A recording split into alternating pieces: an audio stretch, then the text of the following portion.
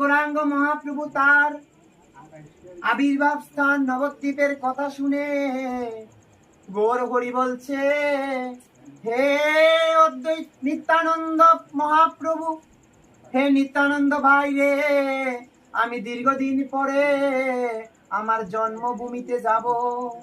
আমি যে সেই মাঘ মাসের রাতে আমি সবাইকে ছেড়ে এলাম, আর তো আমার মাকে আমি চোখে দেখলাম না, আর তো আমি এই নবদ্বীপবাসীকে চোখে দেখলাম না। আমি আজ অনেক দিন পর আবার নবদ্বীপে যাব। হে নিত্যানন্দ ভাই, তুই একটু অদ্বৈত আচার্য বল, আর একটু সচিমাকে খবর দে। আমি অদ্বৈত আচার্যের বাড়িতে সারাদিন থাকবো, আমার সচিমা যেন সেইখানে আসে। তারে পাঠাইয়া নিত্যানন্দ মহাশয় মহাপ্রভুর আগে আসি দিলা পরিচয়।